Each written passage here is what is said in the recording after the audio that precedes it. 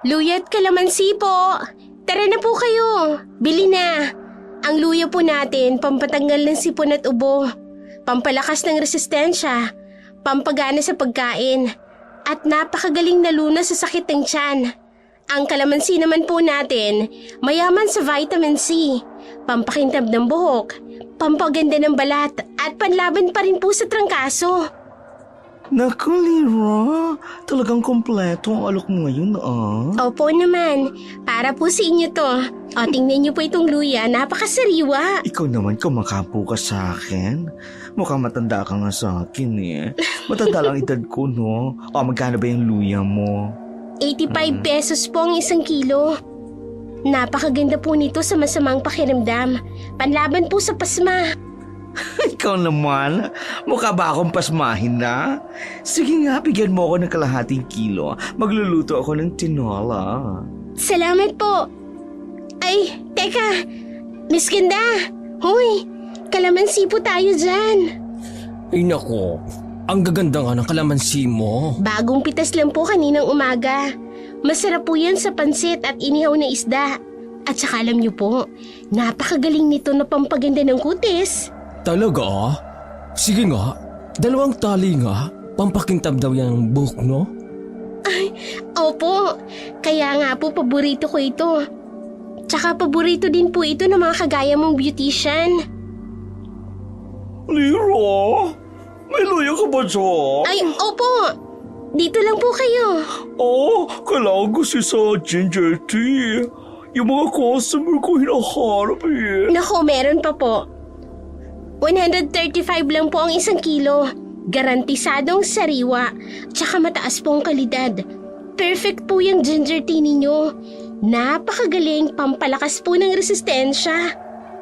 O sige, babalik na lang ako bukas ha. Itatabi mo sa akin yung magagandang kalamansi. Opo naman. Chocolate Salamat yun, po ha. Opo, balik po kayo. Nagkakasama pa tayo. Ingat po kayo, mga Miss Ganda. Tara na. Luya't kalamansi po kayo. Pampatanggal po ng sipon. Pampaganda ng kutis. Tara na po kayo rito. Bili na po kayo. Si Lyra, isang masayahing dalaga na nagbebenta ng luya't kalamansi sa palengke ng Malaginto. Sa edad ng 23, pinagsasabay niya ang pagninegosyo at ang pag-aaral bilang education student sa kanilang bayan. Ang pera mula sa kanyang pagtitinda ay nagsisilbing puhunan ng kanyang mga pangarap na maging guro. Ngunit hindi madali ang kanyang sitwasyon. Sa kabila ng kanyang matamis na ngiti at mabuting kalooban, patuloy siyang pinagchichismisan ng mga tao.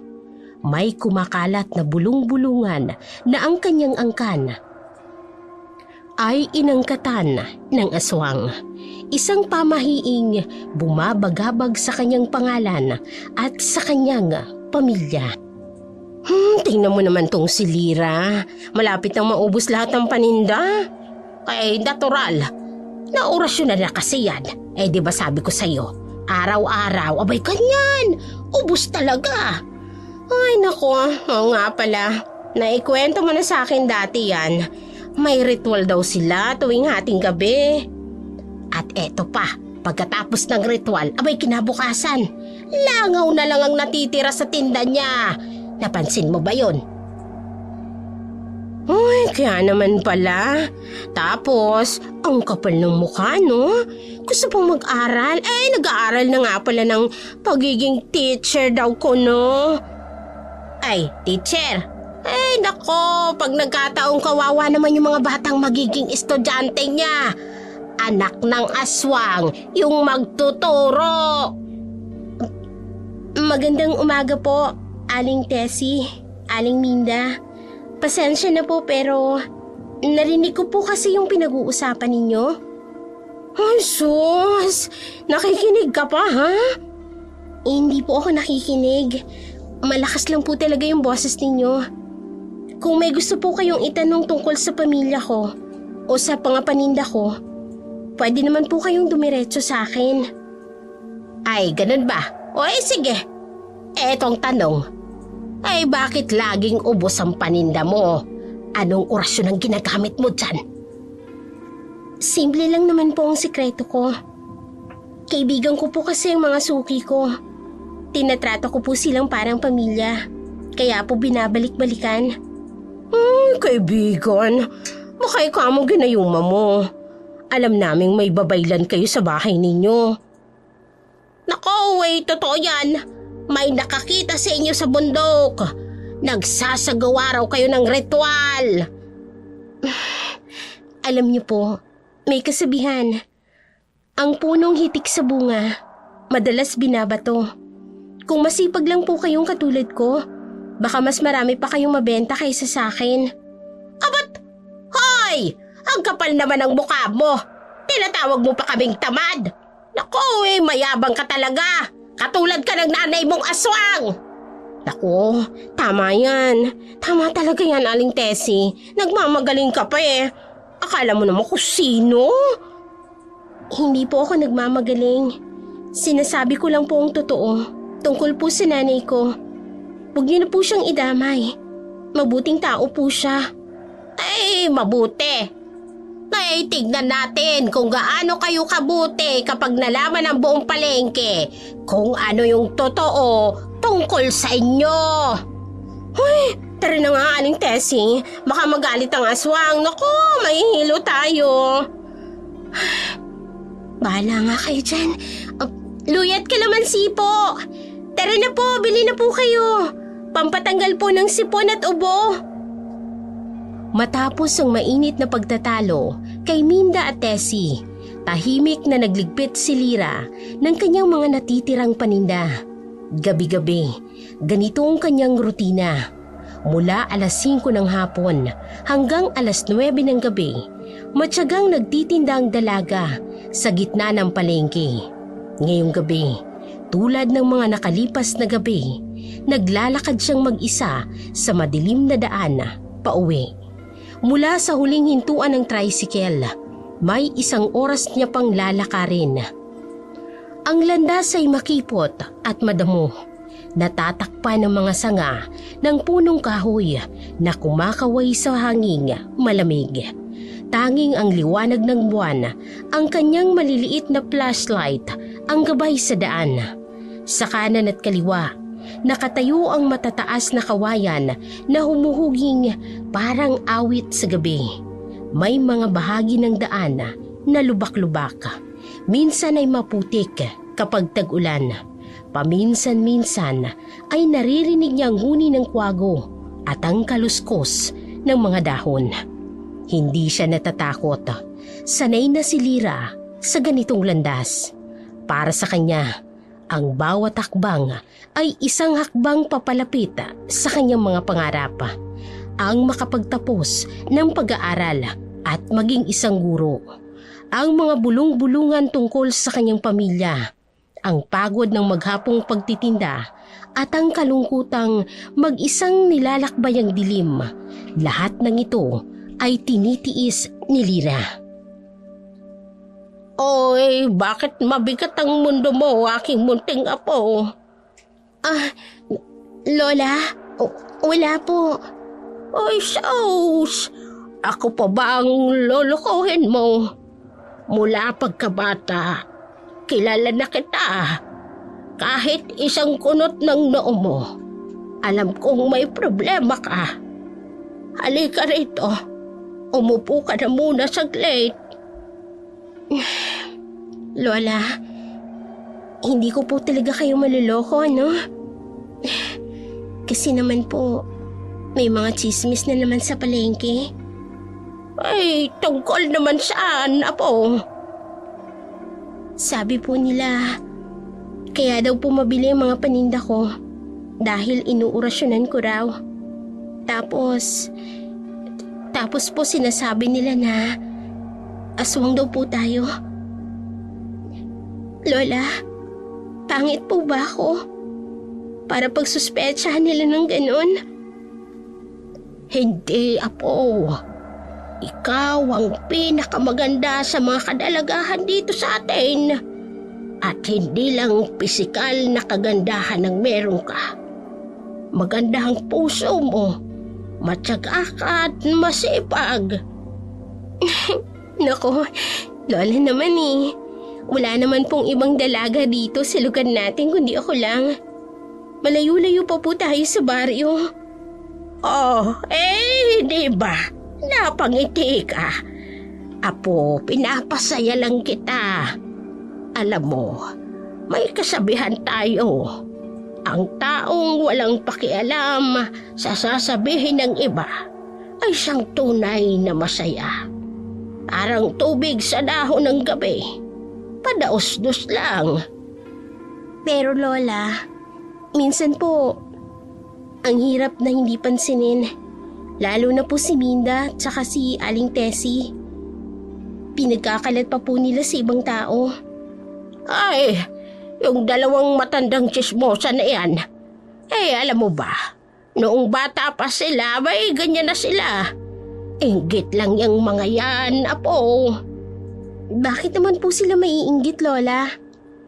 Kasi, noong panahon nila, hindi sila nakapagtapos ng pag-aaral. Ngayon, nakikita ka nila. Nagtitinda ka nga, pero nag-aaral ka pa. May pangarap ka. Sabi nga, think positive lang, Apo. Huwag mong hayaang maapektuhan ang pag-aaral mo. Balang araw, kakainin din nila ang kanilang mga salita. Napapagod na po ako minsan, Lola. Araw-araw po, naglalakad ako ng 1 oras. Tapos yung mga ganitong chismis pa. Alam mo, Apo, ganyan din ang mama mo noon. Matyaga at matatag. Ituloy mo lang ang pagtitinda ng luya at kalamansi. Diyan ko binuhay ang mama mo noon. Diyan din siya nakapagtapos. At ngayon, ikaw din. Diyan ka rin makakapagtapos, Apo. Namimiss ko na po si Mama. Alam ko, Apo. Pero alam mo pa, tuwing nakikita kitang nagtitinda, para kong nakikita ang mama mo. Magkahawig na magkahawig kayo ng tatag ng loob. Salamat po, Lola. Kayo na lang po ang kasama ko rito. Ang mga panindang yan ang maghahatid sa iyo sa bagong buhay at pag-asa. Tiwala lang sa may kapal, Apo. At tandaan mo, ang taong masipag at matapat, laging pinagpapala. Tignan mo yung mga tsismosa. Ilang taon ang ganyan ang ginagawa. Pero ikaw, tuloy-tuloy pa rin ang pag-asenso mo. Opo, Lola. Konting tiis na lang po. 2 taon na lang po. Magtatapos na ako. At kapag nakapagtapos ka na, magiging guro ka na. Maiintindihan mo rin kung bakit pinagdaanan mo ang lahat ng ito. Minsan, ang mga pagsubok sa buhay na yan ang humuhubog sa ating karakter. Ang swerte ko po sa inyo, Lola. Hindi ko po alam kung paano ako makakatagal dito kung wala po kayo. Magpahinga ka na. Bukas, maaga ka pa. At huwag mong kalilimutang magdala ng payong. Abay, mukhang uulan. Matapos ang mahaba at napakagaang loob na pag-uusap nila Lola Goya, humiga na si Lira sa kanyang simpleng papag. Sa ilalim ng kulang-kulang na bubong, pinakinggan niya ang tunog ng mga kuliglig, ang mahinang paghinga ng kanyang lola sa kabilang silid. 11:00 na ng gabi, pero kailangan niyang gumising ng 3:00 ng madaling araw. Sa unang tilaok pa lamang ng manok ay gising na si Lira. Sa mahinang liwanag ng gasera, naghahanda na siya ng damit pang paskwela at inaayos ang mga aklat sa kanyang lumang bag. Matapos magbihis at magpaalam sa kanyang lola, nagsimula na siyang maglakad sa madilim pa at mahamog na daan. 1 oras ang nilalakad niya mula sa kanilang bahay hanggang sa bayan. Minsan ay may nakakasabay niya ang ilang magsasaka, pero madalas ay mag-isa lang siya. Sa universidad, isa si Lyra sa pinakamasigasig na mag-aral ng edukasyon, major in Filipino. Hindi siya napapagod na magsulat ng mga lesson plan at gumawa ng mga teaching materials. Minsan, habang nakikinig sa klase tungkol sa panitikan, napapangiti siya. Iniisip na balang araw ay siya naman ang magtuturo ng mga kwento at tula sa mga bata. Pagkatapos ng klase, 3:00 ng hapon, nagmamadali siyang makauwi. Wala siyang panahong makipagkwentuhan sa mga kaklase. Hinahabol niya ang oras. Sa bahay, naghihintay ang mga luya't kalamansi na kailangan niyang ayusin, hugasan at ihandang mabuti para sa kanyang pagtitinda. Ito ang kanyang buhay, isang walang katapusang paglalakbay sa pagitan ng pag-asa at paghihirap at ng pangarap at katotohanan. Lola? Lola, nandito na po ako. Lola? Nasaan po kayo? Ikaw ba si Lyra? Sino po kayo? Bakit po kayo nandito sa loob ng bahay namin? Alam mo ba kung bakit nawawala ang mga tao sa bayang ito? Ano pong ibig niyong sabihin? Ang iyong dugo. Ang dugo ng iyong angkan ng dahilan. Tinatawag kayo ng kadiliman. Hindi mo ba nararamdaman? Hindi po ako naniniwala sa inyo. Lumabas na po kayo. Tanungin mo ang iyong lola. Tanungin mo kung sino ka talaga. Kung anong tunay na dahilan. Kung bakit kayo nakatira sa liblib na lugar na ito. Biglang bumukas ang pinto. Lyra! Lyra! Nasaan na kaya ang lalaking yun? Lola? Lola, may lalaki po rito. Nakakatakot po siya. Nakita mo siya? Anong sinabi niya? Lola, sino po ba siya? Bakit niya sinasabing ang pamilya natin ang may kasalanan sa pagkawala ng mga tao dito? Ano pong ibig niyang sabihin? Apo, hindi. Hindi pa dapat. Lola, kailangan ko pong malaman. Bakit po parang kilala niyo siya? Bakit po kayo nagmamadaling umuwi? Nararamdaman kong may nangyayari rito. Kaya nagmamadali akong umuwi. Nararamdaman niyo po? Paano niyo po naramdaman, Lola? Ang dami pong nangyayaring hindi ko maintindihan. Lyra, apo, makinig ka. May mga bagay na hindi mo pa dapat malaman. Hindi pa ito ang tamang panahon. Kailan po bang tamang panahon, Lola? Kailan niyo po sasabihin sa akin? Bakit po ganito? Bakit laging may mga sikreto? Sa takdang panahon na po, kapag handa ka na, kapag kaya mo nang tanggapin ng katotohanan.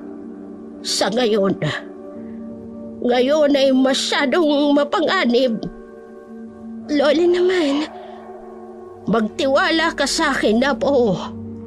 Lahat ng ginagawa ko ay para sa iyong kaligtasan. Pangako, darating ang araw, maiintindihan mo rin ang lahat. Pero sa ngayon, kailangan mong maging matapang. At higit sa lahat, kailangan mong mag-ingat. Mag-ingat po? Sa ano? Sa kadiliman na po. Sa kadiliman. Halika na. Tulungan mo na akong magsara ng bintana at huwag kang lalabas ngayong gabi. Lola, natatakot na po ako. Huwag kang matakot na po. Kasama mo ko. Hindi kita pababayaan. Sa ngayon, apo, ilaw ang kailangan natin Abay magpapaningas na tayo ng kandila at magdadasal tayo. Matapos ang nakakakilabot na tagpong yun sa kanilang bahay, walang sandaling hindi mapakali si Lira. Kinakailangan niyang magmadali dahil 4:30 na ng hapon. Kahit nanginginig pa ang kanyang mga kamay, ay tinampot na niya ang basket na puno ng luya at kalamansi na inihanda ng kanyang lola bago ito umalis kanina. Sa kabila ng pangamba, alam niyang kailangan niyang bumangon at ituloy ang kanyang gawain. Maraming suki ang naghihintay sa kanya sa palengke. Dali-dali siyang lumabas ng bahay at dumiretso sa katabing bahay ni Miray, ang kanyang matalik na kaibigan at kasama sa palengke tuwing hapon. Habang naglalakad sila, gusto mang ikwento ni Lira ang kakaibang pangyayari, ay pinili niyang manahimik. Mabigat ang kanyang dibdib sa dami ng katanungan tungkol sa misteryosong lalaki, sa sikreto ng kanyang angkan, sa mga salitang bumabagabag sa kanyang isipan. Ngunit katulad ng mga luya't kalamansi na nasa kanyang basket, kailangan niyang panatilihing nakatago ang mga katanungang ito. Pagdating nila sa palengke, inilatag na ng dalawa ang kanilang paninda. Luya at kalamansi ang kay Lira, at gulay naman ng kamuting kahoy ang kay Kiray. Tara na po, luya at kalamansi po. Pampatanggal po ng sipon at ubo. Pampaganda din po ito ng kutis. Bili na po kayo. Ay, grabe ka talaga mag-alok, bestie. Ang galing mo. Pati talaga ako, mapapabili ako. Oo nga, ang galing mo nga magsalita, Lira. May potential kang maging sales agent. Sales agent ka dyan. Magtuturo ako, no? Education student ako. Ay maganda yan. Bihira ng mga kabataan ngayon na may direksyon sa buhay. Ay, nako, yan ang best friend ko. Sipag at syaga ang puhunan. Aral sa umaga, kayod sa hapon. Hindi tulad ng iba dyan, puro daldal lang. Bigyan mo nga ako ng 1 kilong luya, Lira. At 2 taling kalamansi. Sige po, Manong. Mamili na po kayo. Fresh po ang mga kalamansi natin. Biglang may malakas na boses mula sa kabilang pwesto. Ay, nandiyan na pala yung nambibiktima sa madaling araw. Ay, pansin niyo ba mga mare? Laging ubos ang paninda. Hindi ba kayo natatakot bumili dyan? Eto ha, may ritual daw yan. Pati nga yung mga kababayan natin nawawala.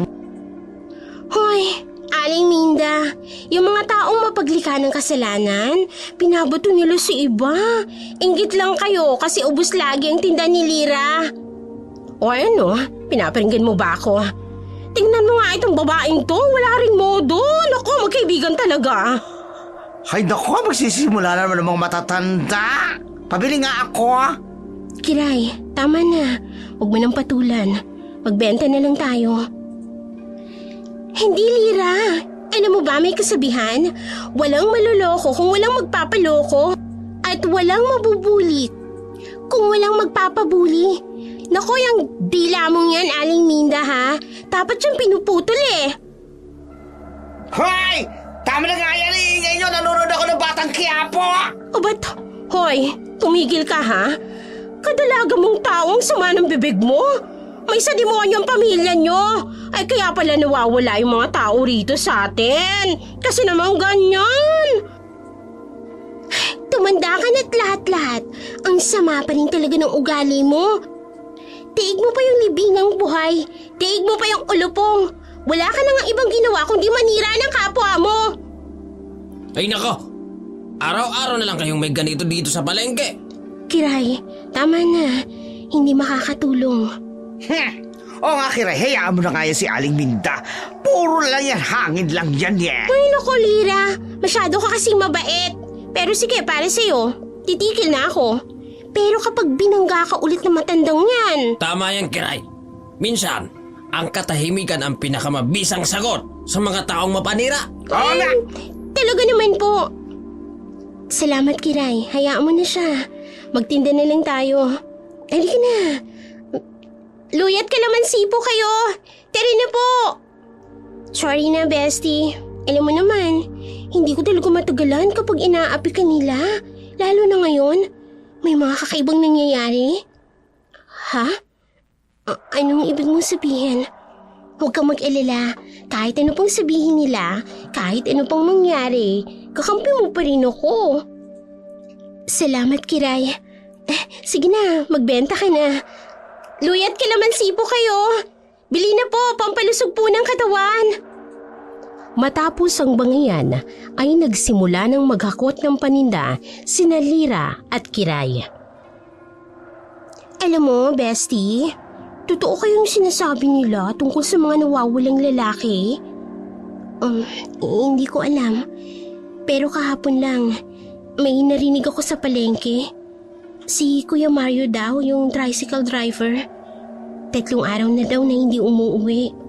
Ay, naku, yun na nga. Tapos yung anak ni Aling Pasing, si Randy. Naku, 2 linggo nang nawawala. Akala ko nga nasa Maynila lang eh. May narinig din ako. Yung security guard sa munisipyo, si Mang Ben. Hindi na raw pumapasok simula ng Lunes. Ay, nakakatakot naman. Palaging lalaki yung nawawala. Tapos, wala man lang bakas na niiwan. Kiray. Bakit? Bakit nanginginig ka dyan? May dumalaw sa bahay kanina. Isang lalaking nakaitim? Sino? Ano naman ang sinabi sa'yo? Hindi ko alam. Pero ang sabi niya, may kinalaman daw ang pamilya namin sa mga nawawala. Ay, bestie. Kaya pala kanina, iba yung tingin mo. May problema ka pala. Natatakot ako, Kiray. Lalo na si Lola. Parang may itinatago siya. Nung sinabi ko sa kanya, biglang nagbagong timpla niya. Pero Lira, imposible naman na kayo, no? Kilala na kita simula pagkabata. Ang bait-bait mo kaya. Tapos yung lola mo naman, mapagmahal sa lahat. Hindi ko alam, Kiray. May mga bagay akong hindi maintindihan. Bakit kasi nakatira kami sa liblib? Bakit laging may mga bulong-bulungan? Tapos ngayon, eto namang mga nawawalang lalaki. Ganito na lang, gusto mo samahan na kita mamaya sa uwian? Paano naman hindi ko na matakot? Naku, wag na. Masyadong malayo. At saka, ayoko namang madamay ka sa mga kakaiba. Ay, Lira, best friend nga kita, di ba? Kahit ano pang kakaiba yan, hindi kita iiwan. Salamat. Pero, may nagsasabi na sa akin na mas mabuting lumayo ka. Teka nga, ano bang pinagsasabi mo? Ay, naku, tara na nga, magtinda na lang muna tayo. Pero itong tandaan mo ha, nandito lang ako, bestie. Sige, luyat kalamansi po. Bili na po kayo. Habang nag-uusap sina Lira at Kiray, may biglang lumapit na binata. Matangkad, maputi at may kakaibang dating. Magkano ang luya? 85 po ang kilo. Ay, kuya, kukuha ka po ba? Oo. 1 kilo nga. Para sa nanay ko. May sakit kasi. Sana po gumaling na kaagad ang nanay ninyo. Salamat. Ikaw pala si Lira, no? Po? Paano niyo po nalaman?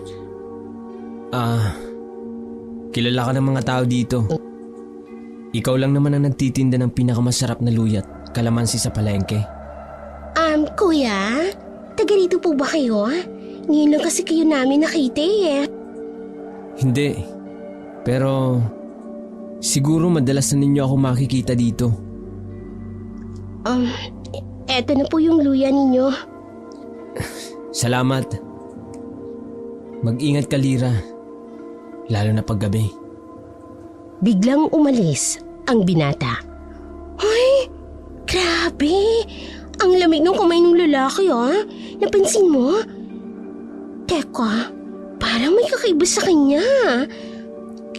Kiray, parang nakita ko na siya dati. Sa panaginip. Huh? Ay, ano namang ibig mong sabihin? Hindi ko maintindihan. Pero nung hinawakan niya ang kamay ko, parang may nakita ako. Mga anino, mga mukha, mga lalaking nawawala. Ay, naku naman, Bessie ha. Natatakot na ako para sa'yo. Sigurado ka? Ayaw mong ihatid kita mamaya? Hindi na, Kiray. Pero, pwede bang sabihan mo si Lola na may bumili na lalaking maputi? Ay, oo naman. Pero bakit? Feeling ko, kailangan niyang malaman. Mabigat ang bawat hakbang ni Lira sa madilim na daan pa uwi. Hindi katulad ng ibang araw. Ngayon ay tila may kakaibang hangin na bumubulong sa kanyang tinga. Ang dating pamilyar na landas ay ngayon puno ng mga anino. Kahit malapit lang ang kanilang bahay sa palengke, tila ba ang bawat metro ay 1 kilometro ang haba. Ang mga puno sa gilid ng daan ay tila may mga matang nakatingin sa kanya.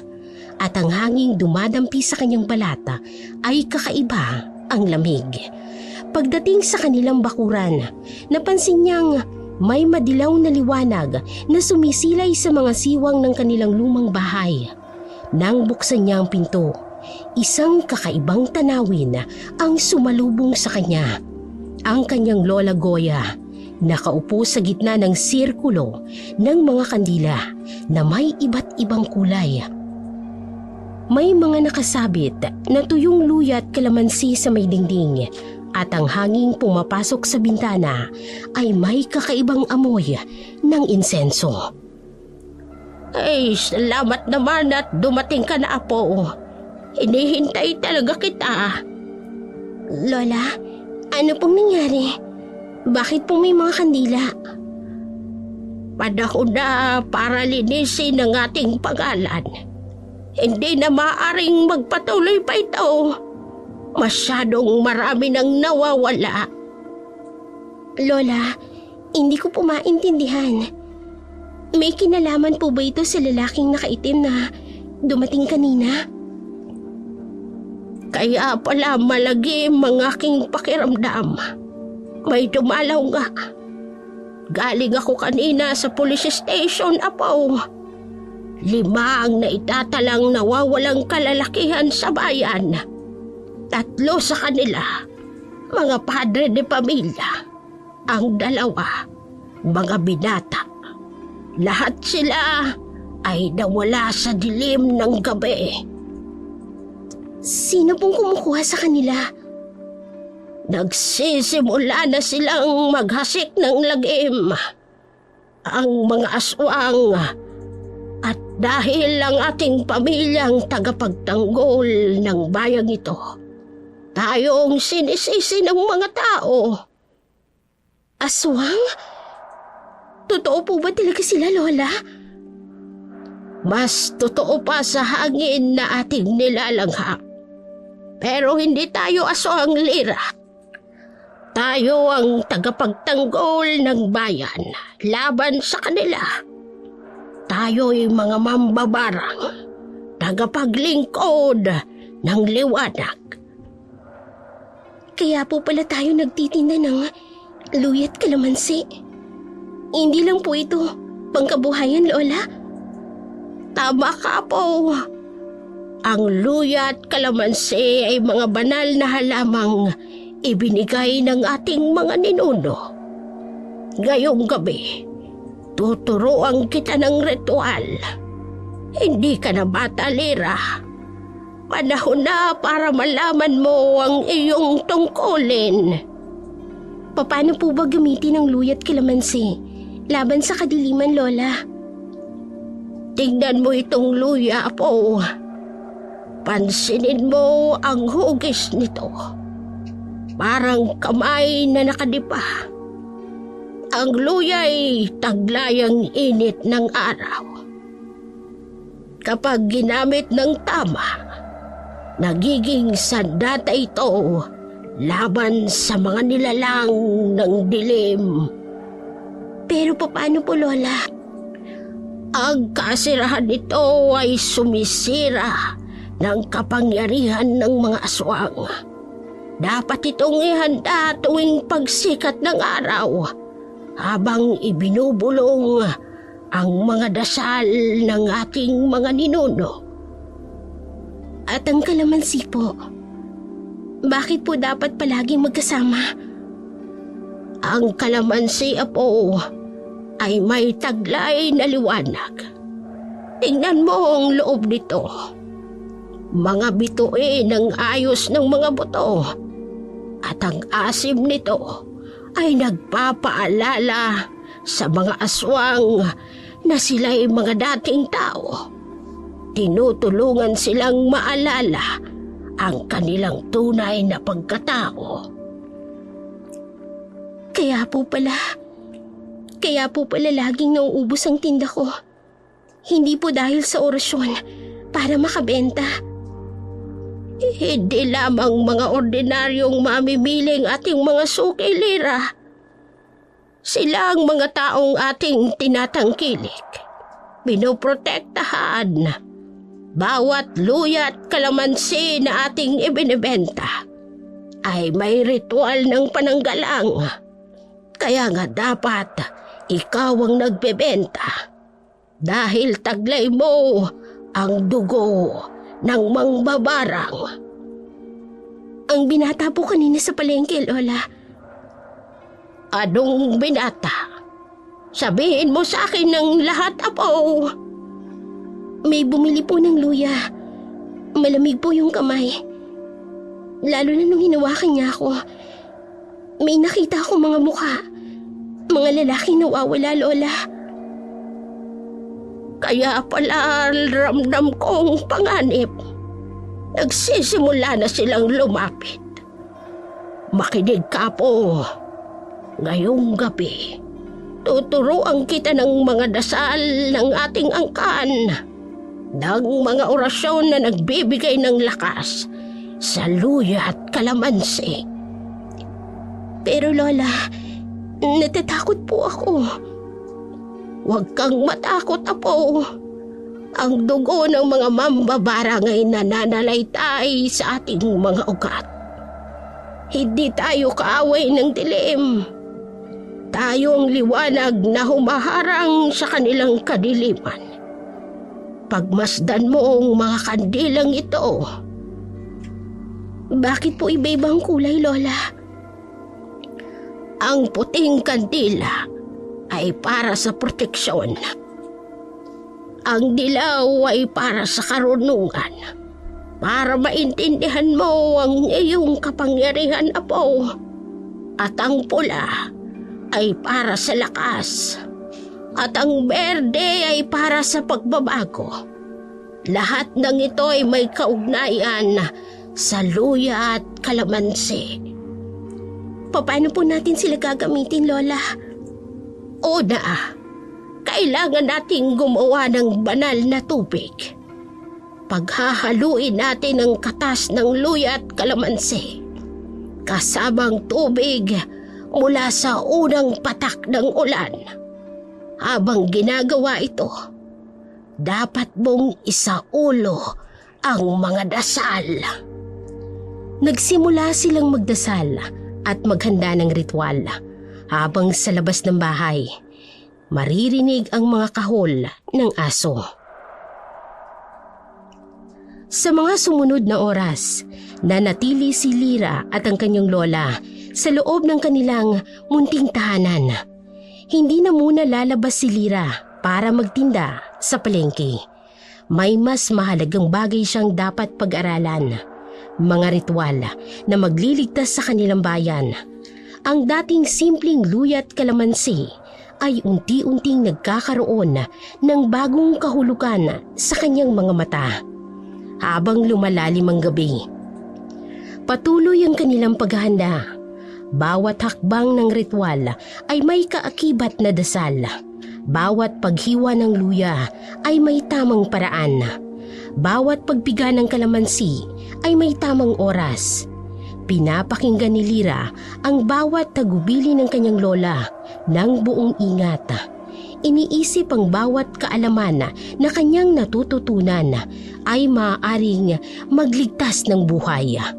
Sa labas ng kanilang bahay, patuloy ang pag-awit ng mga kuliglig at ang malulungkot na tahol ng mga aso.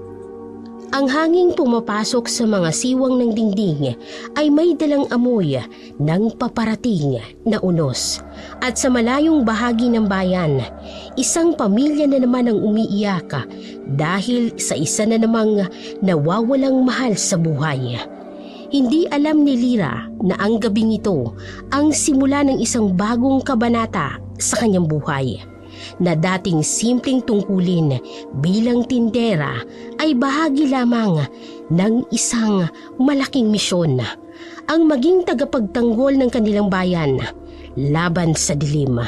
At habang tinitingnan niya ang mga kandilang nakapaligid sa kanila, hindi niya maiwasang isipin kung handa na nga ba siya sa tungkuling naghihintay sa kanya.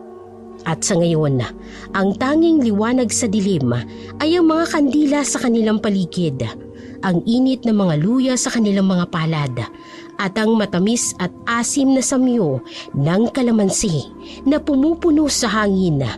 Mga simpleng bagay sa kanyang mga kamay ay naging sandata laban sa kadiliman. Sa palengke ng Malaginto, kumalat ang balita tungkol sa bangkay na natagpuan sa ilalim ng tulay patungong Sitio Bulig. Ang dating maingay na palengke ay ngayon napuno ng bulong-bulungan. Sa gitna ng mga namimili, nakatayo si Aling Minda. Nakapaligid sa kanya ang ilang nagtitinda at mga tsismosa. Sinasabi ko na nga ba? Yung lalaking huling bumili kay Lira, siya yung natagpo ang patay sa ilalim ng tulay. Totoo po ba yung sinasabi niyo, Aling Minda? Ay, oo. O bakit? Gusto mo makita yung bangkay? O, alam mo ba, kung ano ang mas kaduda-duda? Ano naman po yun? Ay, hindi mo ba napansin? Tuwing may lalaking nawawala o di kaya namamatay, hindi nagtitinda yung kaibigan mong si Lira. O ngayon, nasan siya? Mag-ingat po kayo sa mga pinagsasabi niyo, Wala kayong katibayan na may kinalaman si Lira sa mga pangyayaring to? Ganun ba? Bakit wala siya ngayon? O, di ba mga kasama, di ba? O, hindi nyo napapansin. Kapag may namamatay o nawawalang lalaki, o di ba laging wala si Lira? Lumingon ang mga tao sa paligid. Ang iba'y patango-tango bilang pagpayag sa sinasabi ni Aling Minda. Alam nyo, Aling Minda, ang mas kaduda-duda, kayo, parang CCTV. Alam na alam nyo ang bawat kilos ni Lira. Napaka-obsessed nyo sa kanya. Ano? Pinagbibintangan mo ko? Hindi po. Ibinabalik ko lang sa inyo yung mga bintang nyo sa kaibigan ko. Oh, bakit po ba sobrang totoo kayo sa kanya? Baka kayo naman ho kasi yung may tinatago, Aling Minda. Hoy! Binabantayan ko siya kasi delikado siya.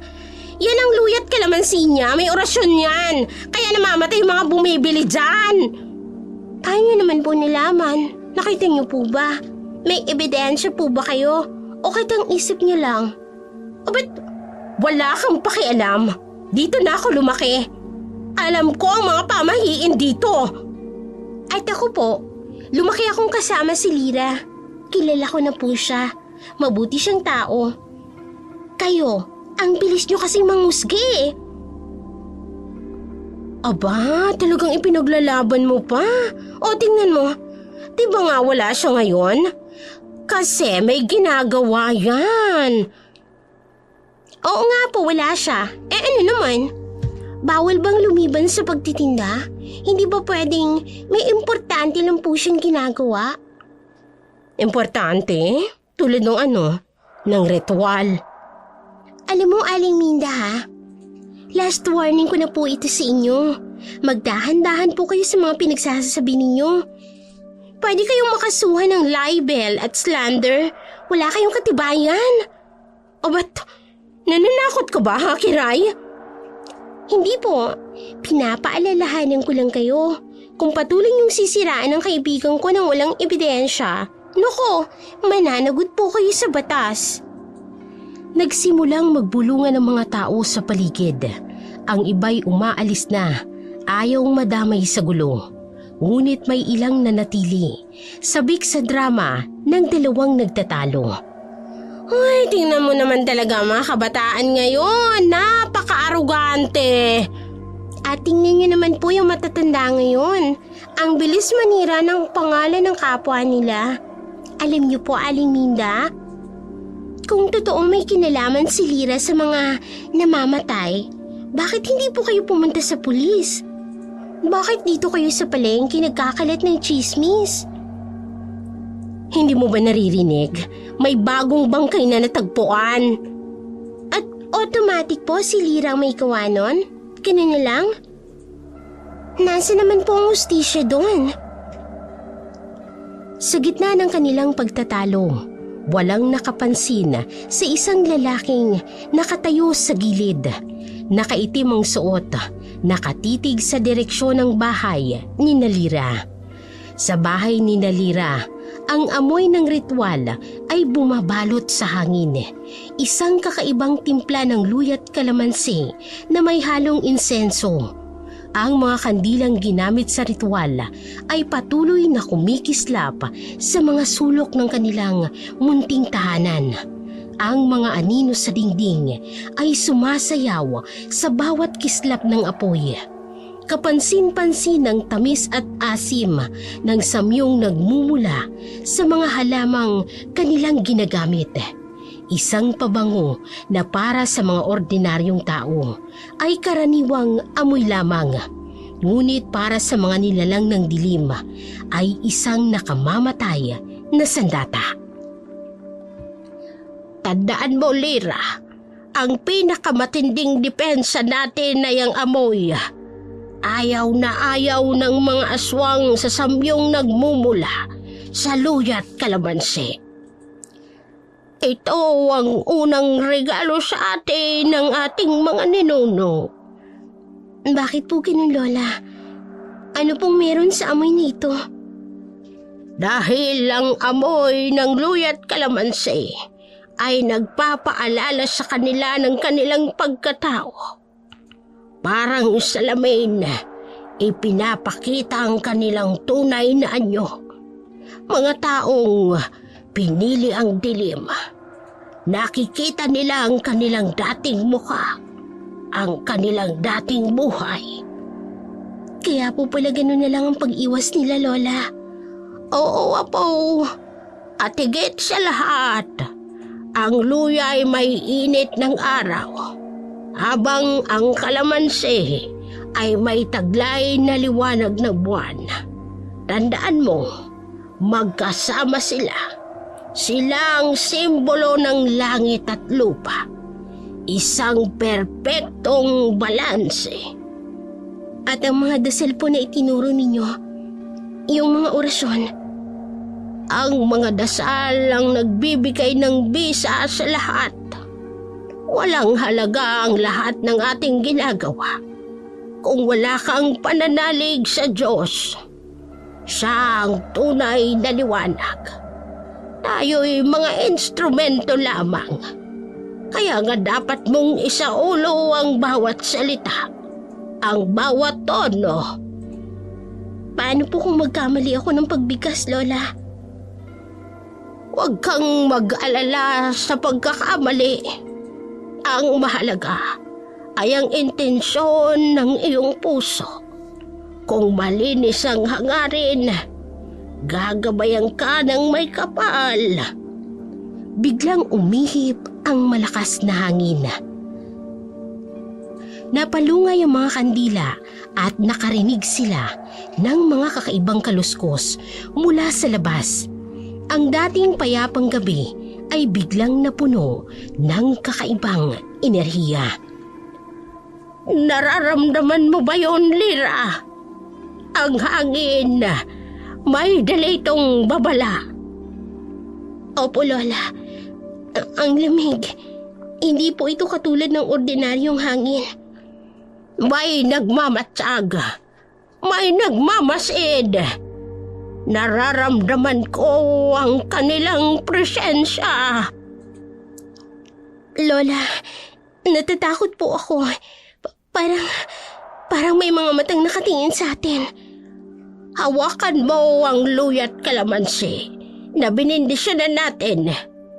Isa-isip mo ang dasal na itinuro ko. Tandaan mo, ang takot ay kahinaan na siyang sinasamantala nila. Mas lumakas pa ang hangin na may kasamang ugong. Lola, narinig niyo po ba yun? Parang may humihila sa bubong. At may mga... Lola, may mga tumatawa po sa labas. Lumabas tayo. Dapat nating harapin ito. Hindi tayo maaaring magpakita ng takot, Apo. Po? Lalabas po tayo? Pero Lola... Oo, Apo. Mas delikado kung hahayaan natin silang lumapit. Dalhin mo ang mga banal na gamit. Ang luya at ang kalamansi at ang rosaryo na ibinigay ng iyong ina. Si Mama ho ba? Ganito rin po ang ginawa niya noon. Oo, Apo. Ang iyong ina ang pinakamatatag na mambabarang na nakilala ko. At gayon, nakikita ko sa iyo ang kanyang lakas. Dahan-dahang binuksan ni Lola Goya ang pinto. Sa labas, ang dating tahimik na gabi, ngayon ay puno ng kakaibang ingay. Ang mga dahon ng mga puno ay sumisyasat at ang mga hayop ay tahimik, isang palatandaan na may hindi kaaya-ayang presensya sa paligid.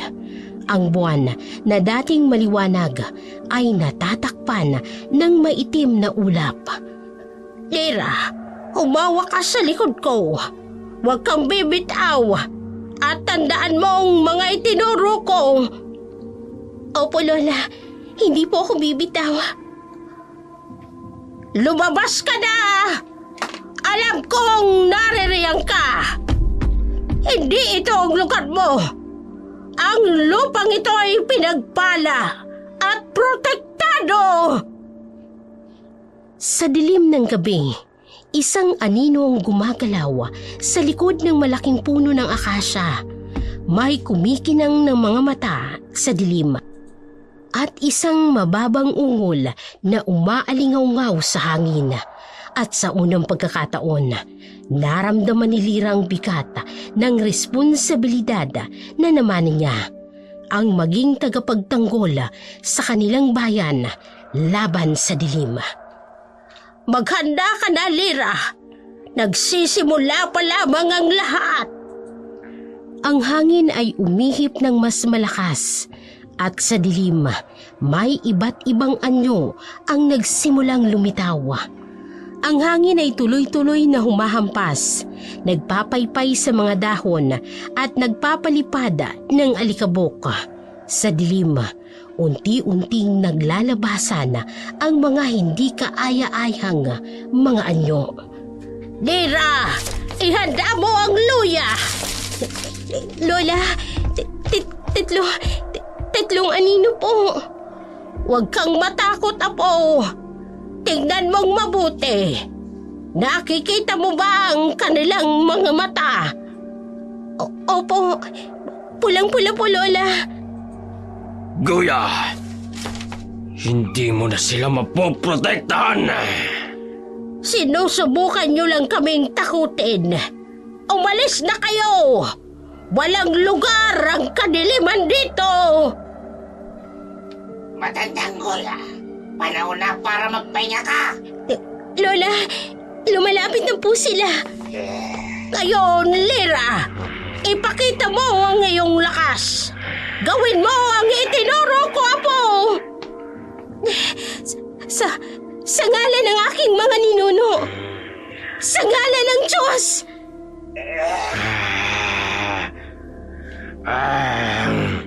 Bago mambabarang, mahina, katulad ng kanyang ina.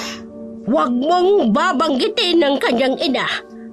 Lira, ipagpatuloy mo lang, Apo! Sa ngalan ng aking mga ninuno at sa kapangyarihan ng langit at lupa, inuutusin ko kayong umalis! Biglang pumutok ang bunga ng kalamansi sa hangin. Kumalat ang mabangong halimuyak. Ang amoy! Ngayon, Lira, gawin mo na ang huling hakbang. Gamitin mo ang luya. Ang init ng araw ay sumasa inyo. Bumalik kayo sa inyong pinagmulan! Isang makapal na usok ang lumabas mula sa luya. May kasamang matamis na samyo na kakaiba sa pangkaraniwan nitong amoy. Ang tatlong anino ay nagsimulang matunaw sa dilim, umatras palabas ng bakuran ng maglola.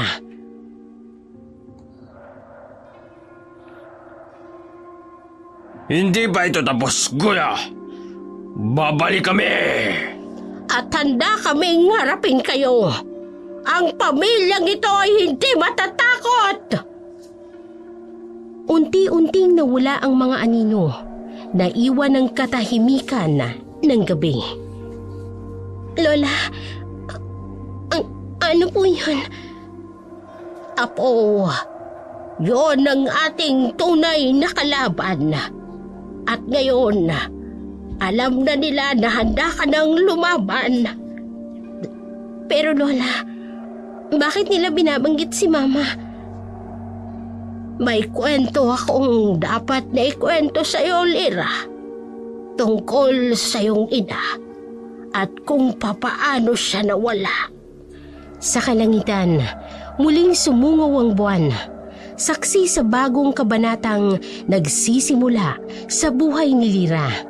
Ang dati niyang simple at tahimik na buhay bilang tindera ng luya't kalamansi ay ngayon may bagong kahulugan. Isang responsibilidad na minana mula sa mga nauna pa sa kanya. Isang tungkuling hindi niya maaaring tanggihan. Kinabukasan, nanumbalik ang normal na buhay ni Lira. Naghihintay ng pagkakataon. Pero sa mga oras na iyon ay handa na siya sa kanyang laban. Hindi lang tagatinda ng luya at kalamansi, kung hindi kalabanin ng mga aswang gamit ang amoy ng luya at kalamansi.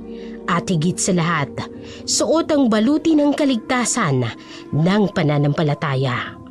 Kinabukasan, sa pwesto ni Lira sa palengke, nakabawi na siya sa kakaibang pangyayari ng nakaraang gabi. Tulad ng dati, masigla siyang nagtitinda.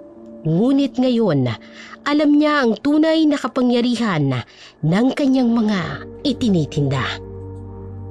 Magkano yung luya at kalamansi mo? Ay, Mang Andres, ang tagal po nating hindi nagkita. 85 po ang kilo ng luya. 25 naman po sa tali ng kalamansi. Sige, bigyan mo ako ng 5 kilo ng luya. Tsaka 10 tali ng kalamansi. Ang dami naman po. May handaan po ba? Hindi. Para sa bukid ko. May mga kakaibang nangyayari sa aming lugar eh. Nawawala ang mga hayop tapos may kakaibang ingay sa gabi. Sa hindi kalayuan, nakikinig si Aling Minda. Halatang interesado sa usapan. Unti-unti siyang lumapit, kunwari namimili sa katabing pwesto. Ganyan po ba, Mang Andres? Oo, kaya nga bumili ako ng marami. Sabi kasi ng matatanda, mabisa raw ang luya at kalamansi para sa mga hindi magandang elemento. Naku, Mang Andres, ingat ka sa binibili mo dyan. Bakit naman? Tabang Minda. Eh baka kasi may kasamang orasyon yan. O hindi ba mga kasama? May namamatay nga raw na bumibili dyan eh. O di ba? Totoo naman. Aling Minda, kung may problema po kayo sa akin, diretsahin niyo na lang po ako. Ang tensyon sa pagitan ng dalawa ay ramdam ng mga nakapaligid. Si Mang Andres na natiling nakatayo sa gitna. Hindi alam kung kanino papanig. Maya-maya pa ay umuwi na ito at nagtuloy sa kanyang lakad at ginabi ito ng uwi. Alam ko, ang mga luyang ito at ang kalamansing ito na binili ko kay Lira ang magiging panangga ko sa mga aswang na sumasalakay sa aking mga kahayupan. Ang mga hayop ko na pinupundirian ng mga aswang. Manda kayo sa akin ngayon. Tingnan ko lang kung makakapamirwisyo pa kayo. Sa madilim na daan, malapit sa gubat, 9:00 ng gabi. Ay, napakadilim pa naman ngayon. Hindi ko maintindihan pero parang may nakasunod sa akin. Sino yan? Ha? Lumabas ka kung sino ka man! May malakas na ihip ng hangin at namatay ang Ay, asawa. Santa Maria! Santa Maria! Sino ka? Mag-isa lang kayo ngayon, Andres. Diyos ka! Hey! Matagal na kitang binabantayan. Masarap siguro ang laman na. Lola Guya, sana gumaan ang orasyon mo sa mga kalamansi na ito. Tumama ang kalamansi sa mukha ng aswang. Nakakasulag! Nanghihina na ang aswang. Napasandal ito sa puno. Hindi maaari. Ikaw si... Ako nga. Ikaw si... Bigla siyang sinunggaban ng aswang bago pa man matapos magsalita. Hindi mo dapat na malaman.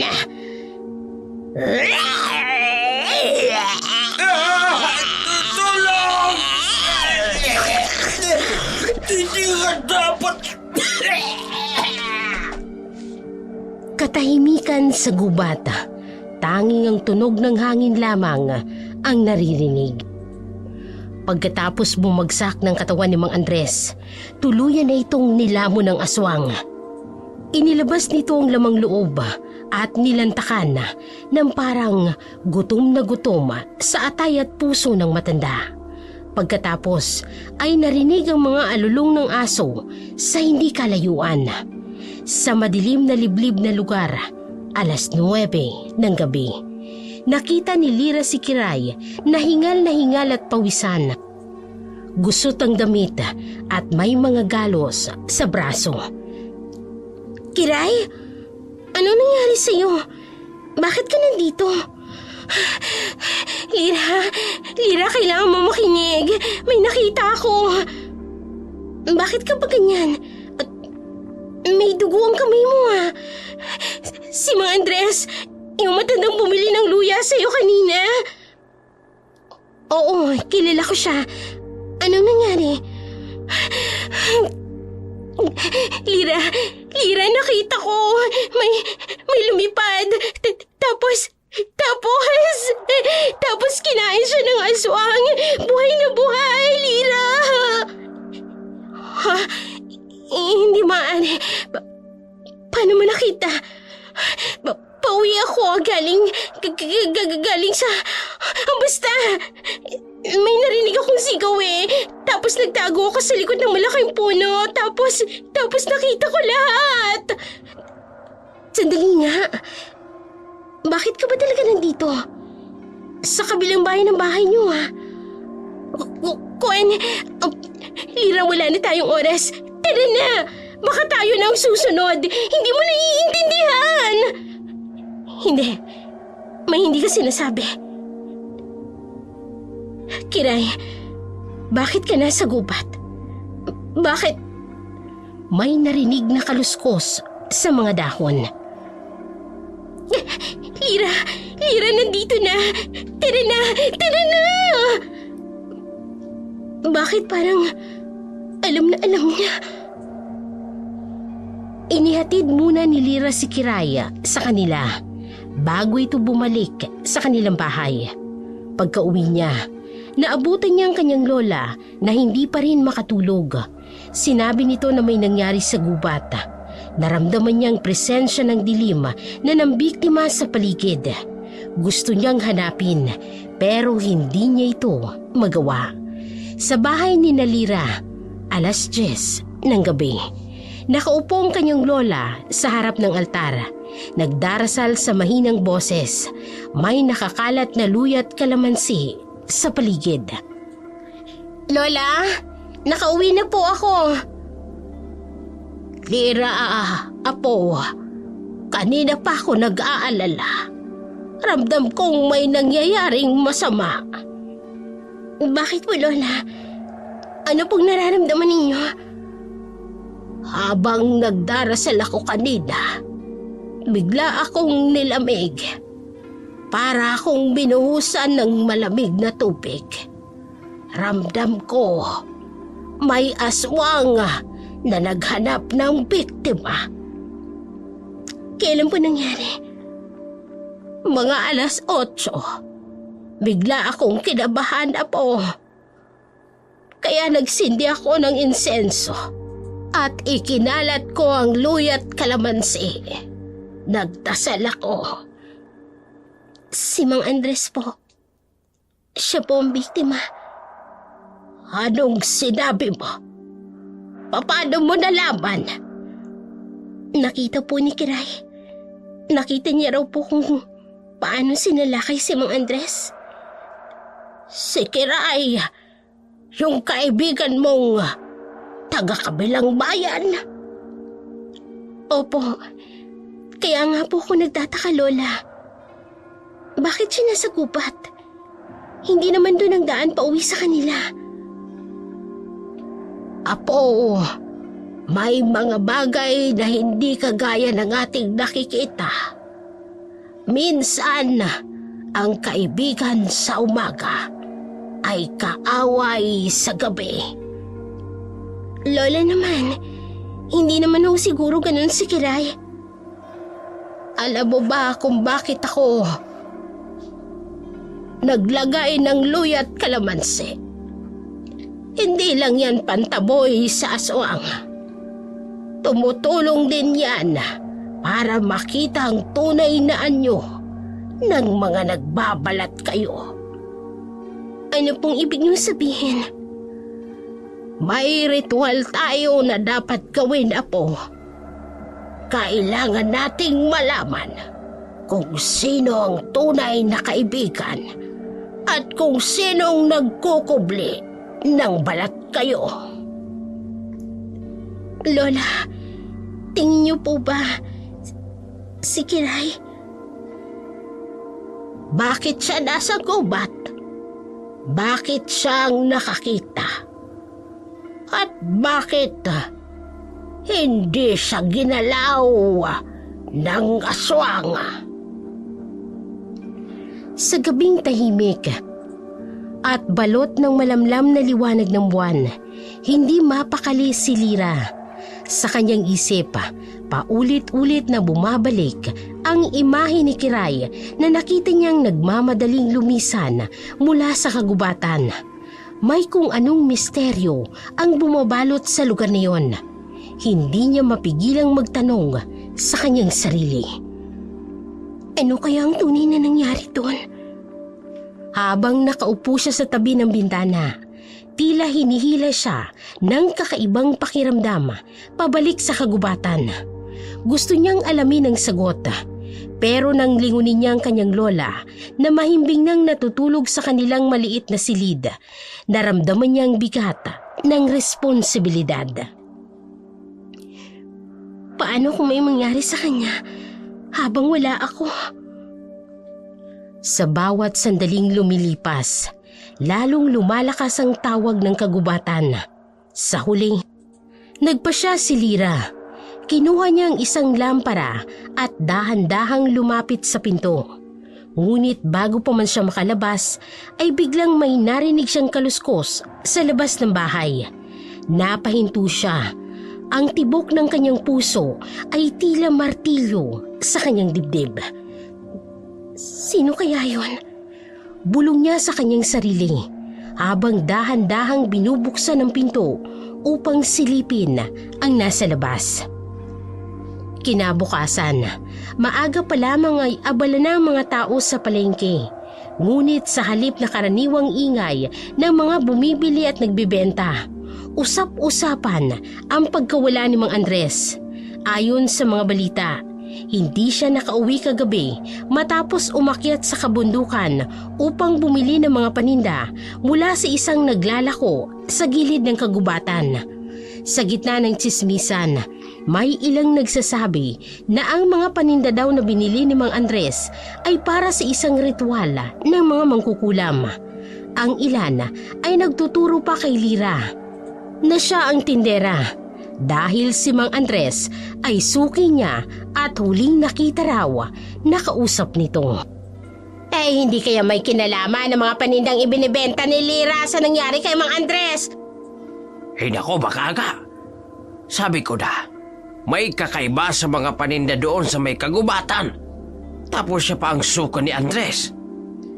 Narinig lahat ni Lyra habang nagtitinda sa kanyang pwesto. Pinipigilan niyang galit sa sarili. Ngunit hindi niya maatim na hayaan na lamang na sirain siya. Pakiusap naman po. Itigil niyo ng paninisi sa akin.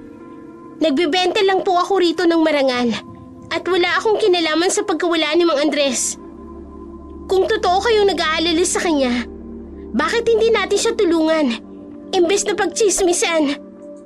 Napatingin sa kanyang lahat. May ilang nahihiya pero marami pa rin ang mapanuri ang tingin.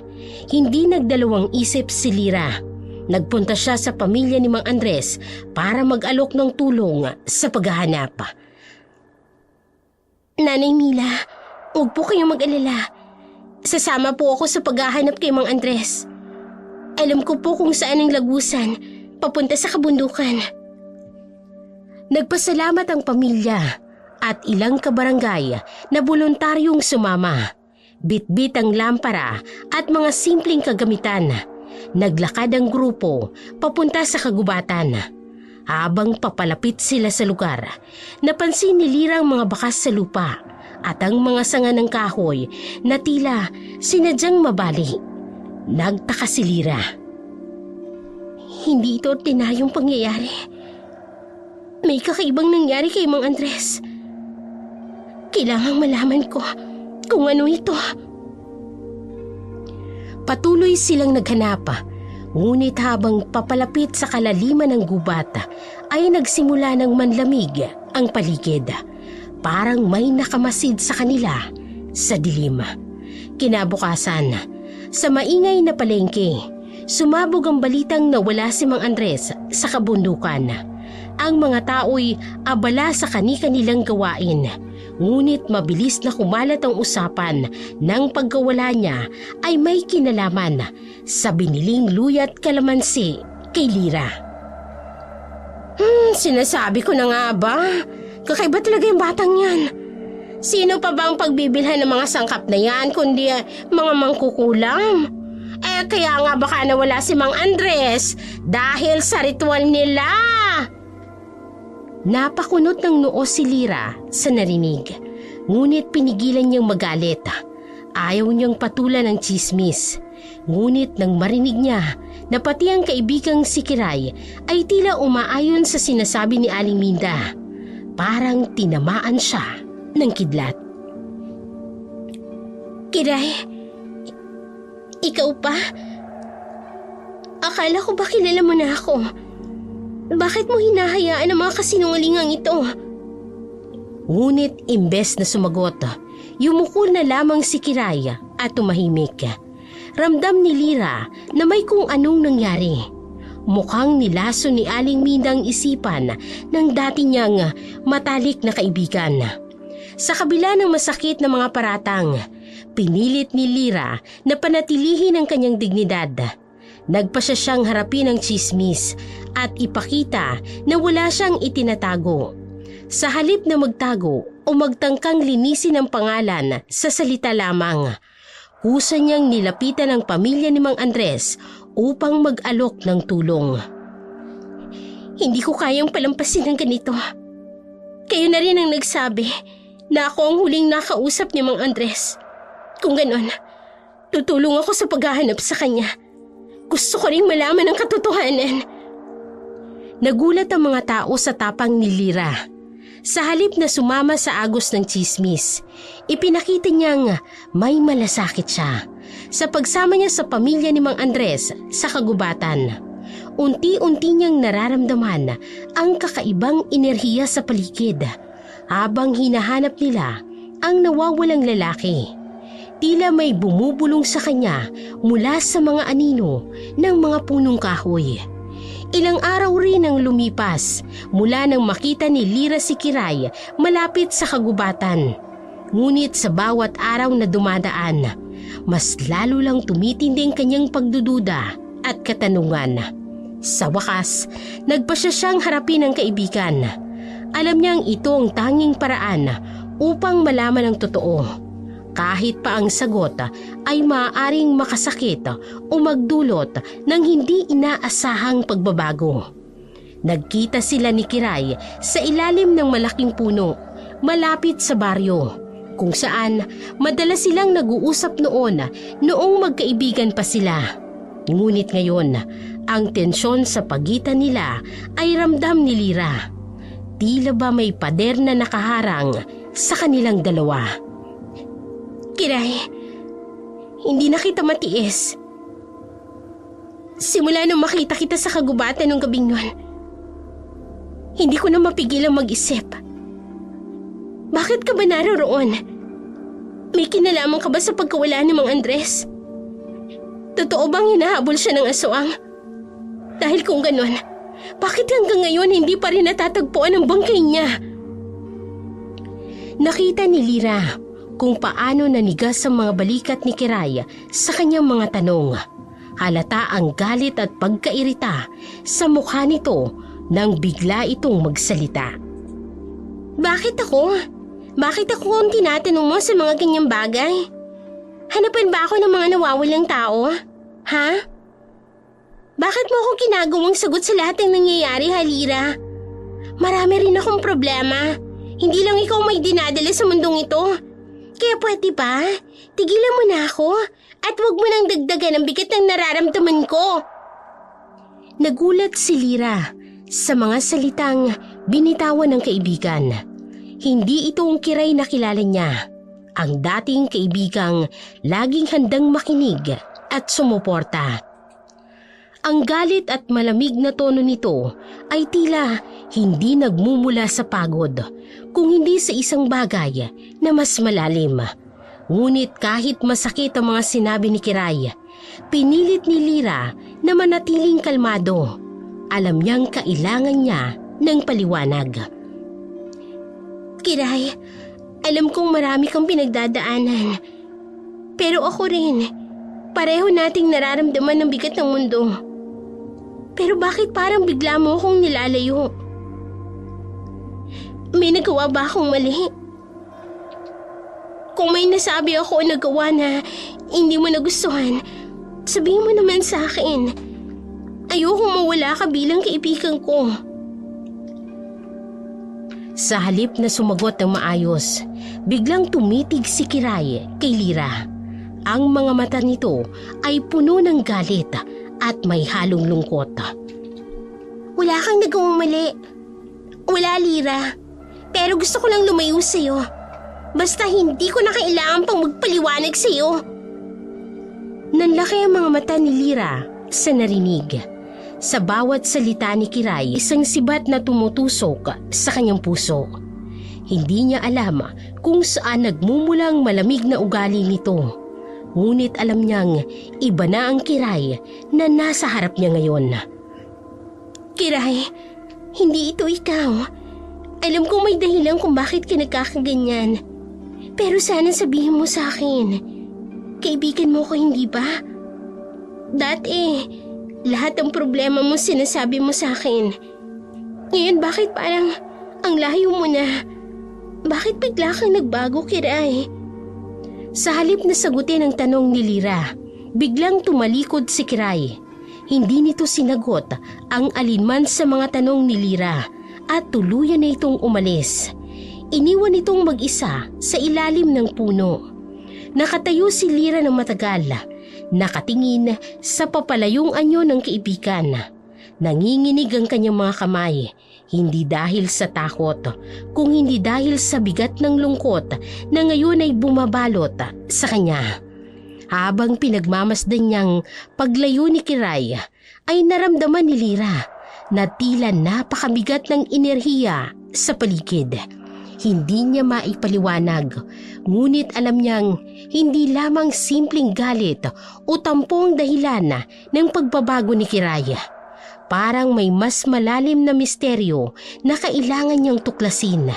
At ito ay mag-uugat sa mga kaganapan sa kagubatan.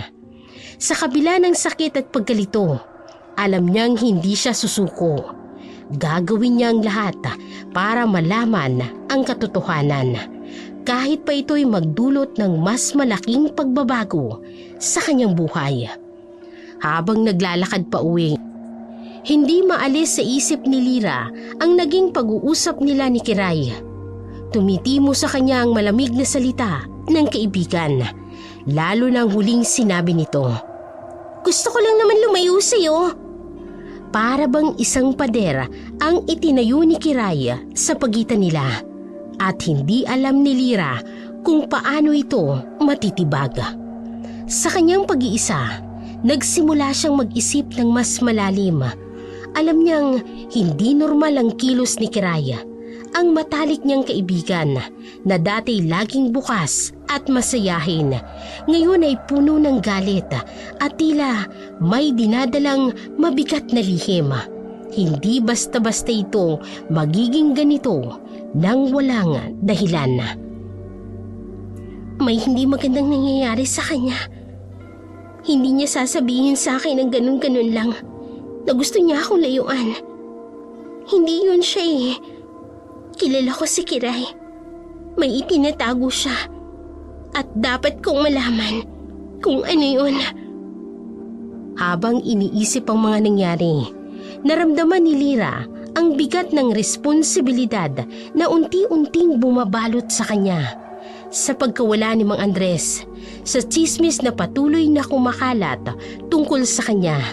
At ngayon, sa biglaang pagbabago ng kanyang kaibigan, tila ba nagkapatong-patong na ang mga problema sa kanyang buhay. Ngunit sa halip na magpadaig sa takot at kalituhan, gawing lakas ang mga ito. Kailangan kong tulungan si Kiray. Alam kong may kinalaman ito sa mga nangyayari sa kagubatan. Kung ano man ang dinadala niya, hindi ko siya hahayaang mag-isa. Nagdesisyon si Lira na bigyan ng oras ang sarili para mas lalong unawain ang mga kilos ni Kiray. Sisiguraduhin niyang malalaman niyang dahilan ng pagbabago nito. Ngunit alam niyang kailangan niyang maging maingat. Kung may koneksyon ng kaibigan niya sa pagkawala ni Mang Andres o sa kakaibang enerhiya sa kagubatan, baka mas delikado ang sitwasyon. Hindi ko alam kung saan ako magsisimula. Pero alam kong hindi ko siya pwedeng pabayaan. Hahanapin ko ang totoo. Kahit pa ang ibig sabihin nito ay masangkot ako sa misteryosong hindi ko pa lubos na naiintindihan. Sa puntong yun, nagkaroon ng mas malinaw na direksyon si Lira. Bukod sa pagtulong sa pamilya ni Mang Andres na mahanap ang kanilang ama, inilaan din niya ang oras para unti-unting lapitan si Kiray. Gagawin niya ang lahat para maibalik ang kanilang pagkakaibigan. at para malaman kung anong nagbago sa kaibigang minsang naging pinakamalapit sa kanyang puso. Sa bawat hakbang na gagawin niya, mula ngayon, alam niyang ang mga sagot ay nasa kagubatan, sa tahimik ngunit misteryosong anino nito. Sa isang madilim na sulok ng kagubatan, nakatayo si Kiray.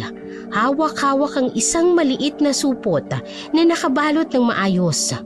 Sa bawat paghinga niya, ramdam niya ang bigat sa kanyang ginagawa. Ngunit iniisip niyang ito ang tanging paraan upang matupad ang mga pangarap niya. Sa harap niya, isang misteryosong lalaki ang nakatayo. Nababalot ng mahabang itim na kapa.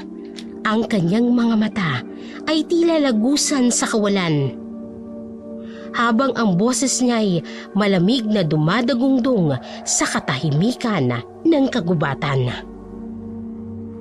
Asa na? Dala mo bang hinihiling ko? Tumango si Kiray, hindi makatingin ng diretso sa lalaki.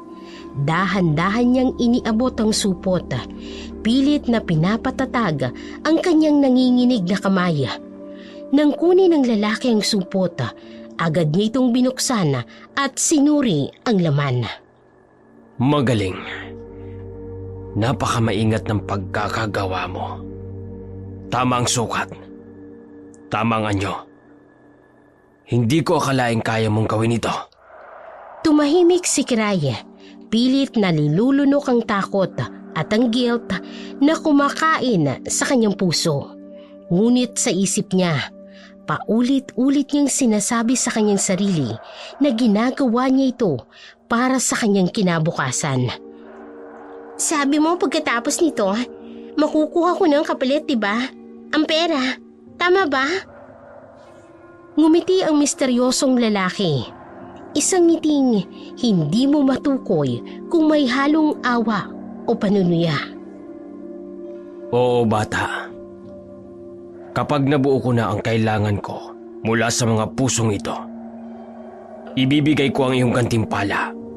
Malaking halaga, tulad ng napag-usapan natin.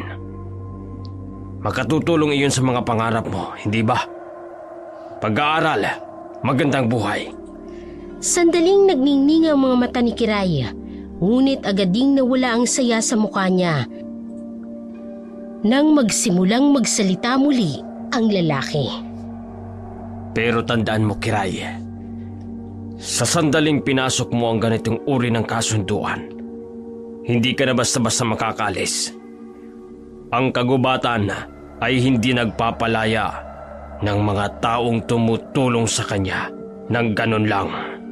Napalunok si Kiray, ngunit pilit niyang nilalabanan ang pangamba. Hindi ko na iniisip yon. Ang mahalaga, matapos na to, nang makaalis na ako. Sa lahat ng mga paghihirap ko, gusto ko lang naman mabuhay ng tahimik at makapag-aral. Ang misteryosong lalaki ay muling ngumiti. Hinawakan ng supot at inilapit ito sa kanyang dibdib. Napakalaki ng pangarap mo para sa isang murang halaga ng kaluluwa. Tumalikod ang lalaki at unti-unting naglaho sa anino ng kagubatan. Iniwan si Kiray na tahimik at puno ng magkahalong takot at paninindigan. Sa isip ni Kiray, pilit niyang sinisigurado ang sarili na tama ang kanyang ginagawa. Ngunit sa kaibuturan ng kanyang puso, may bumubulong na tanong. Hanggang kailan ko kaya itatago ang ginagawa ko? Sa gitna ng madilim na kagubatan, naglakad si Kiray palayo mula sa misteryosong lalaki. Malalim ang kanyang paghinga, na tila ba naririnig niya pa rin ang malamig nitong boses na umaalingaw-ngaw sa kanyang isipan. Ang kagubatan ay tahimik, ngunit ang bigat ng kanyang ginawa ay tila mas malakas pa sa anuman. Hindi niya namalayang may matang nakamasid sa kanya mula sa anino. Sa likod niya, si Lira. Tahimik ngunit mabilis na sumusunod. hindi niya matanggap ang kakaibang ikinikilos ng kaibigan. Kaya sinundan niya ito mula sa baryo. Hindi siya makapaniwala sa nakita. Si Kiray nakikipag-usap sa isang misteryosong lalaki at may iniabot dito na mukhang mahalagang bagay. Anong ginagawa niya rito? At sino yung lalaking yun? Kiray, ano ba talagang tinatago mo? Nanatili si Lira sa dilim, hindi pa handang lumabas at magpakita. Nang umalis si Kiray, ay sinundan niya ito mula sa malayo. Tahimik na nagmamasid, ngunit biglang napatigil si Lira nang makitang isang lalaking nakatayo sa landas ni Kiray, isang estranghero. Magaspang ang itsura at agad siyang nilapitan. Miss, ikaw lang bang mag-isa rito? Delikado sa gubat, alam mo ba? Nakaramdam si Kiray ng kaba, ngunit agad siyang ngumiti ng bahagya. Alam niyang kailangan niyang magpakita ng pagiging kampante. Oo, pero paalis na rin ako. Hindi ko kailangan ng tulong. Salamat na lang. Ngunit imbes na umalis, sinundan siya ng lalaki. Huwag ka namang mailang. Hindi ako masamang tao. Ang ganda mo, alam mo ba? Sayang naman kung dito ka lang sa gubat tong tatago. Narinig ni Lira ang usapan mula sa hindi kalayuan. Ramdam niya ang bahagyang takot sa boses ni Kiray at napansin niyang pabilis ng pabilis ang hakbang nito. Ngunit ang lalaki ay hindi rin tumigil. Biglang hinawakan ng lalaki ang braso ni Kiray. Pilit siyang pinipigilan. Ano ba? Bitiwan mo nga ako. Wala akong sinabi na pwede mo akong hawakan. Pero ngumiti lamang ang lalaki. At sa isang mabilis na kilos, hinila niya si Kiray palapit sa kanya. Wala namang nakakakita rito, miss. Mag-usap lang tayo. Kunti lang. Nagpupumiglas si Kiray, ngunit masyadong malakas ang lalaki. Ang kaba sa kanyang dibdib ay napalitan ng galit. Sa isang mabilis na galaw, dumukot siya ng kutsilyo mula sa kanyang bulsa at itinutok ito sa lalaki. Sinabi ko nang bitiwan mo ako eh. O talagang gusto mong masaktan? Saglit na nagulat ang lalaki, ngunit tila naaliw pa ito sa katapangan ni Kiray. Ang tapang mo ah. Pero tingnan natin kung hanggang saan ka tatagal. Biglang sinugod si Kiray ng lalaki. Pilit na inaagaw ang kutsilyo. Sa gitna ng pag-aaway nila, narinig ni Lira ang sigaw ni Kiray at mabilis na tumakbo palapit. Kiray! Tumigil ka! Walang hiya ka! Gamit ang dala niyang kahoy, pinalo ni Lira ang lalaki sa likod. Napaungol ito sa sakit at saglit na napabitaw kay Kiray. Ngunit bumalik ang atensyon nito kay Lira. Galit na galit. Ikaw naman ang papatayin ko. Babae ka! Ngunit bago pa man makagalaw ang lalaki, biglang sumugod si Kiray gamit ang kutsilyo at iniulos niya ito sa tagiliran. Napaaray ang lalaki at bumagsak sa lupa. Duguan. Napahawak si Kiray sa dibdib niya. Habol ang hininga habang si Lira'y nakatayo sa gilid at tulala sa nangyari. Kiray, anong nangyayari? Ano itong ginagawa mo rito? Hindi sumagot si Kiray. Pinulot niya ang supot na nalaglag mula sa kanyang bag at mabilis na tumakbo palayo. Iniwan si Lira na litong-lito at ang lalaking patuloy na humahagok sa lupa. Sa sandaling yun, napagtanto ni Lira na ang kaibigang kilala niya ay may mas malalim na lihim kaysa sa kanyang inaasahan. Sa gitna ng kagubatan, sa ilalim ng maliwanag na buwan, naganap ang matinding pag-uusap ni Lira at Kiray. nakatingin si Lira sa kaibigan, puno ng galit, ng takot at kalituhan. Samantalang si Kiray ay umiiyak, ang mga mata'y namumugto habang pilit niyang nililinaw ang lahat. Kiray, ano ba talaga nangyayari? Bakit mo to ginagawa? Ikaw ba ang dahilan kung bakit maraming nawawala sa bayan natin? Si Mang Andres, ikaw ba ang may kagagawan? Umiwas ng tingin si Kiray. Hindi kayang salubungin ng mga tanong ni Lira. Nanginginig ang kanyang mga kamay habang hawak-hawak ang sariling dibdib. Lira, ayoko na. Ayoko nang itago ito. Oo, tama ka. Ako ang aswang. Ako ang sumasalakay sa bayan natin. Nanlaki ang mga mata ni Lira sa narinig. Hindi niya kailanman inakala na ang matalik niyang kaibigan ang mismong halimaw na kinakatakutan ng kanilang bayan. Lumapit siya kay Kiray na nanginginig ang boses habang nagsasalita. Kiray, bakit? Paano mo nagawa ito? Hindi ito ang kaibigang kilala ko. Anong nangyari sa'yo, Kiray? Pumatak ang mas maraming luha mula kay Kiray habang inaamin niya ang katotohanan. Hindi ko naman ginusto to, Lira. Ayoko. Pero wala na akong magawa. Naakit ako sa kagustuhang makaalis sa kahirapan. Ang akala ko, kapag sumama ako sa kanila, matatapos na ang lahat ng paghihirap ko. Pero hindi ko alam. Hindi ko alam na magiging ganito. Napahawak si Lira sa kanyang bibig. Hindi makapaniwala. Pilit niyang inuunawang sitwasyon ng kaibigan. Ngunit mahirap itong tanggapin. Kiray, kung hindi mo ito ginusto, bakit hindi ka lumaban? May magagawa ka pa. Bakit hindi ka humingi ng tulong? Umiling si Kiray. Ang boses niya ay nanginginig. Hindi ganun kadali, Lira. Kontrolado nila ako. Ang kagustuhan nilang nasusunod, hindi na ang sa akin.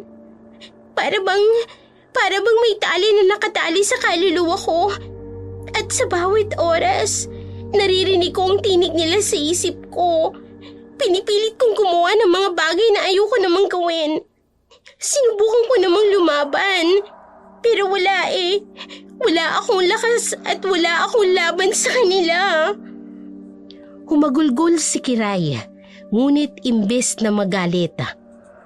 Habag ang naramdaman ni Lira, hindi niya inaasahan na ang kaibigan niya na minsang naging kanyang kakampi sa lahat ay magiging biktima ng isang mas malaking kasamaan. Lumapit siya kay Kiray at marahang hinawakan ang kamay nito. Kiray, hindi ko alam kung paano kita matutulungan. Pero hindi kita pababayaan. Hindi ko hahayaan na mag-isa ka sa labang ito. Kaibigan kita. Napatingin si Kiray kay Lira.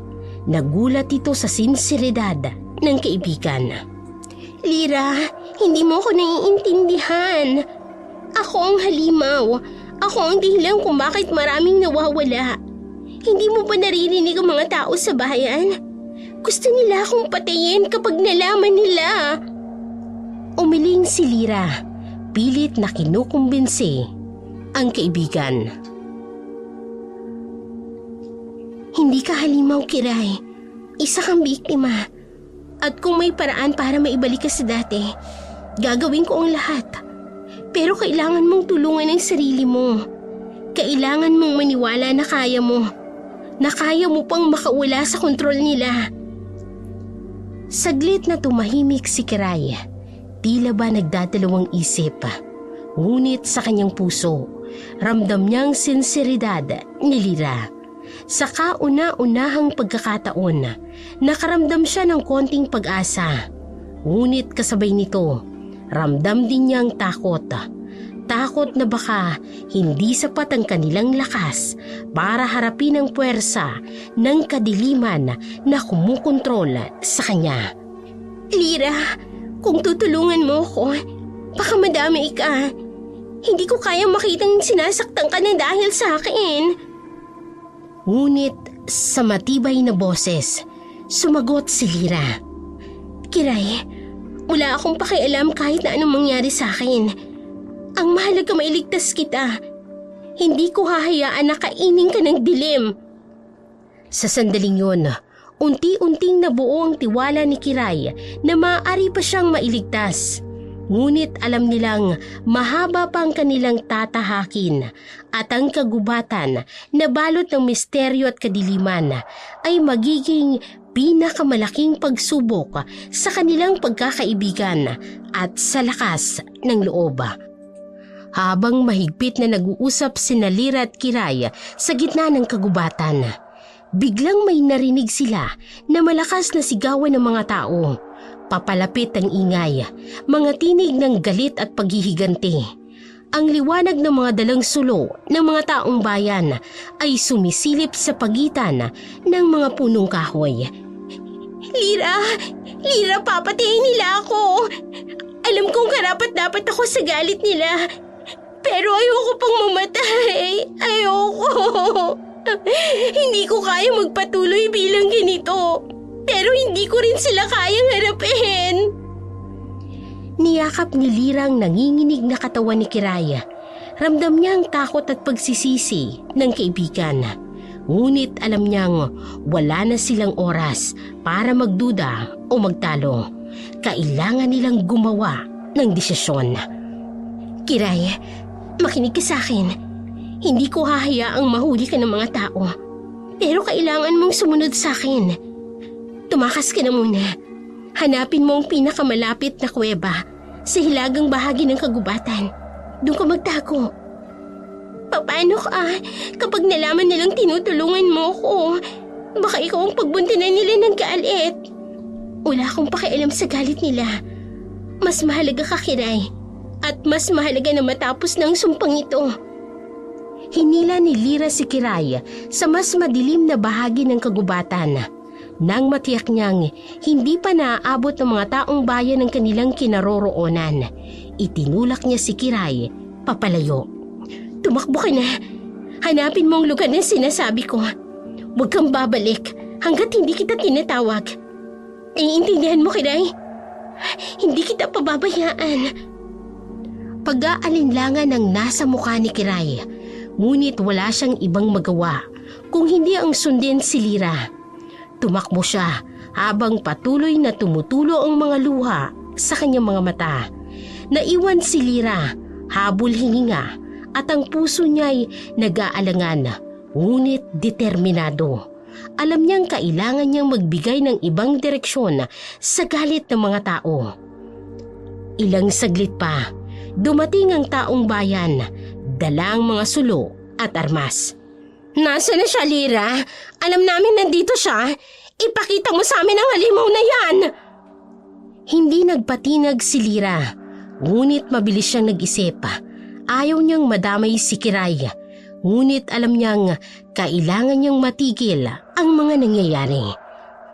Wala na siya rito, pero alam ko kung saan niyo mahanap ang tunay na pinuno ng mga halimaw na to. Napatigil ang mga tao at nagkatinginan. Pinuno? Anong pinuno? Ang gusto lang namin ay hustisya para kay Andres at sa mga lalaking pinatay ng halimaw na yan. Tumindig ng matatag si Lira. Pilit na ipinapakita ang tapang kahit ang puso niya'y halos sumabog na sa kaba. Ang taong hinahanap ninyo ay hindi basta aswang lang. Siya ang leader ng kadiliman sa kagubatang ito. Kanina ko pa po siya sinusundan. May nakita akong lalaki. Dinala niya ang huling biktima niya sa silangan. Sa bahaging ito ng kagubatan. Kung gusto niyong wakasan ng sumpa sa lugar nito, doon kayo pumunta. Nagkatinginang muli ang mga tao. Baka naman niloloko mo lang kami para makatakas ang halimaw na yon, ha, Lira?